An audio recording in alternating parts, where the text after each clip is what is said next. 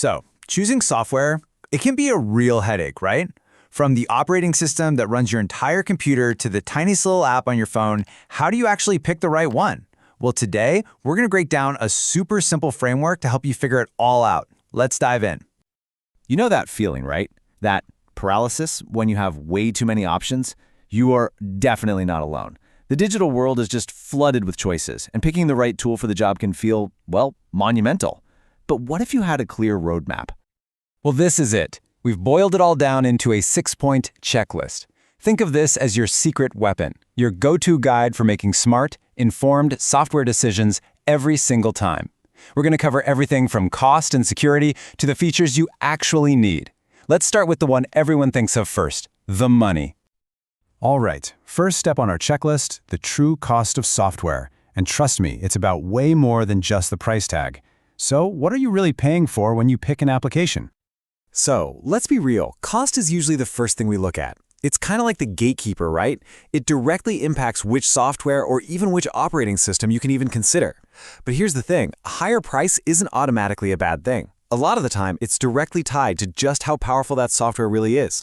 It all comes down to understanding that trade-off. For example, you could grab a totally free program like GIMP for some really powerful image editing. Or you could shell out for Adobe Photoshop, which costs money, but might have those advanced industry-standard features that you really need. The right choice? It all depends on your budget and what you're trying to accomplish. Okay, let's move on to point number 2. And this one, well, it's an absolute must-have in today's world, your digital guard dog. Yeah, we're talking about security and how your software is supposed to protect your most valuable data. I mean, just think about it for a second. How much of your life is on your computer or phone? That means any software you use, especially your operating system, has to be like a shield, actively protecting your info from attacks and anyone who shouldn't have access. Choosing software with strong security built right in is honestly one of the smartest moves you can make. And you know a perfect example of this in action? Windows Defender. If you use Windows, it's already there, just humming away in the background, giving you real-time protection without you even having to think about it. That's the kind of built-in, always-on security, that digital guard dog that you should really be looking for. All right, next up, this one's a piece of the puzzle that is so easy to forget about until it's way too late. I'm talking about compatibility. It's all about making sure your new software plays nice with everything else you've got. So picture this. You've been searching for hours, you finally found it, the perfect app that's going to solve all your problems. And then, bam! You hit download, and you get that dreaded error message. It just won't work on your device. It's the worst, right? Well, a quick compatibility check can help you avoid that whole mess. And that right there is the core of compatibility. For any program to run smoothly, it absolutely has to work with your computer's hardware and all the other software you use. I mean, the classic example is Apple's macOS, right? It's a fantastic operating system, but it is built to run only on Apple hardware. That's a huge compatibility factor you can't ignore. Okay, let's get to the good stuff. We've talked cost, we've talked compatibility, but what does the software actually do? This is all about separating the features you really need from all the extra noise.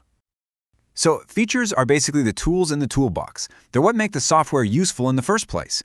The better those tools match what you're trying to do, the more valuable that software is going to be for you. Simple as that. Take Microsoft Excel. It's a perfect example. It's not just, a bunch of boxes on a screen. It's those incredible built-in features like formulas and charts that turn it into an absolute powerhouse for anyone who deals with data. And that leads us perfectly into our 5th point, which is asking, is this software actually built for me? We're talking about what you need it for, whether it's for personal stuff, a side hustle, or a huge company. You see, software is almost never a one-size-fits-all kind of deal. Some apps are made for casual personal stuff, like a simple to-do list. Others are these huge, complex systems built just for businesses. Figuring out which one is right for you completely depends on how you're actually going to use it. So you've got to ask yourself, what do I really need this for? Is it just managing your personal tasks? Or maybe freelance graphic design? Because if you're trying to run your small business's books, a plain old spreadsheet probably isn't going to cut it. That's when you look for something built for the job, like QuickBooks. And that brings us to our final and maybe one of the most important factors, performance and the user experience. Yeah, it's about speed for sure, but it's also about, how it feels to use it. Is it smooth and easy, or is it just a total pain? Performance isn't just some techie buzzword. It's really just a measure of how fast and reliable a program is. When it's snappy and responsive, you have a great experience. When it's slow and buggy, well, it's just pure frustration, isn't it? Here's a fantastic example of how hardware and software work together. You could run an OS like Windows on an old, slow hard drive, and it'll feel sluggish. But take that exact same OS and put it on a modern solid-state drive, an SSD, and boom, everything is suddenly way faster. Performance really matters. Okay, so let's wrap this all up. Think of this table as your ultimate cheat sheet. The next time you're stuck, just run down this list and ask yourself these questions. Can I afford it? Is it protecting my data? Will it actually work with my computer? Does it have the tools I need for the job I need to do? And is it fast and reliable? This checklist covers all your bases. But here's the final piece of the puzzle. Remember that this is all a balancing act. These things don't exist in a bubble. You know, a program with a ton of features might cost more and be harder to use. A super secure system might need a more powerful computer. The real trick is finding the perfect balance for what you need.